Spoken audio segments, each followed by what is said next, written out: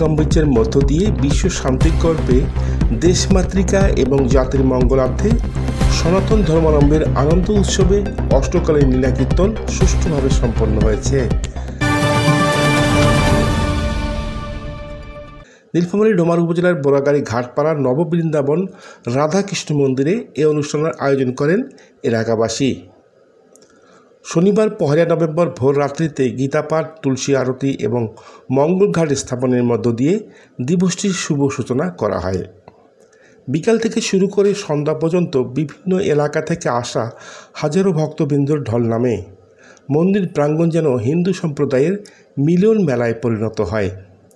তাদের মধ্যে নারী ভক্তদের উপচে পড়া ভিড় ছিল চোখে পড়ার মতো।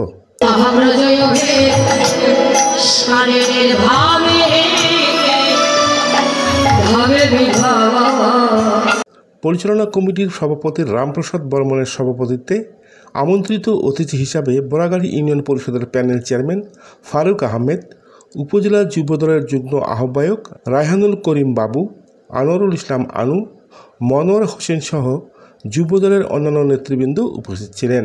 আমরা এই অনুষ্ঠানটা এ যাবত 11তম বৎসর চলতেছে আমাদের। এই অনুষ্ঠানে বিভিন্ন প্রকার বিভিন্ন এলাকা থেকে অনেক ধরনের হাজার হাজার ভক্তবৃন্দ আসে। এই জায়গাটার নাম হচ্ছে বোরাগাড়ি ঘাটপাড়া নববৃন্দাবন রাধাকৃষ্ণ মন্দির।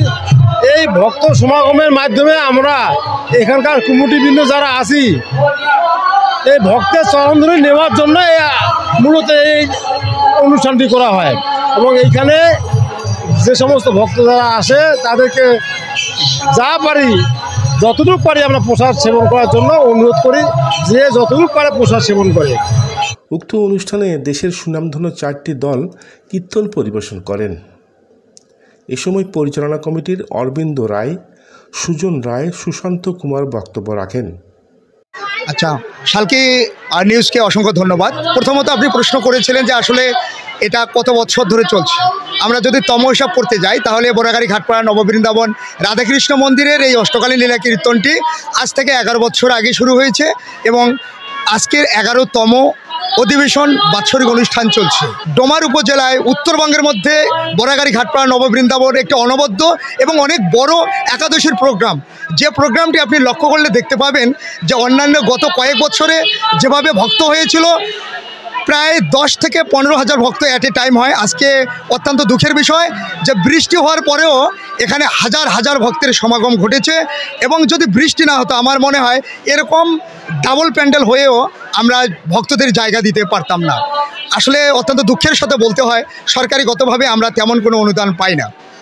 হরে কৃষ্ণ। আমাদের প্রতি বছরের ন্যায় এবারও আমাদের এখানে অষ্টকালীন লীলা কীর্তন হচ্ছে উত্থান একাদশীতে। এখানে আমাদের অনেক দূর দূরান্ত থেকে ভক্তবৃন্দ আসে এবং তাদের ভক্তবৃন্দ আমার চরণধুলি নিয়ে আমরা অনেক ধন্য হই। আর প্রতি বছরে এখানে আমাদের অষ্টকালীন লীলা কীর্তন হয়। আপনারা সকলে আসবেন, প্রতি বছরে আসবেন এখানে।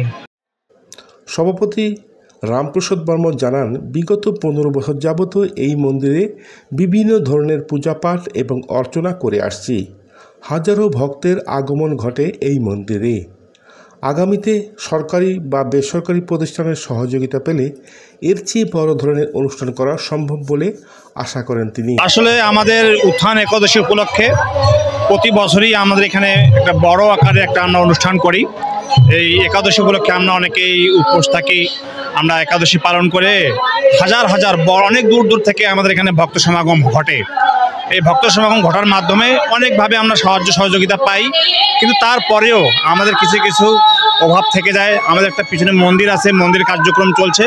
এই মন্দিরের জন্য যদি আমরা সরকার কর্তৃক হোক বা আরও অন্যান্য কোনো প্রতিষ্ঠান থেকে যদি আমরা সহযোগিতা পাই তাহলে আমাদের এই প্রতিষ্ঠান বা এই মন্দির আরও ভালোভাবে করতে হবে এবং আমরা আরও ভালোভাবে এই অনুষ্ঠানটা করতে পারবো বলে আমরা আশা করছি।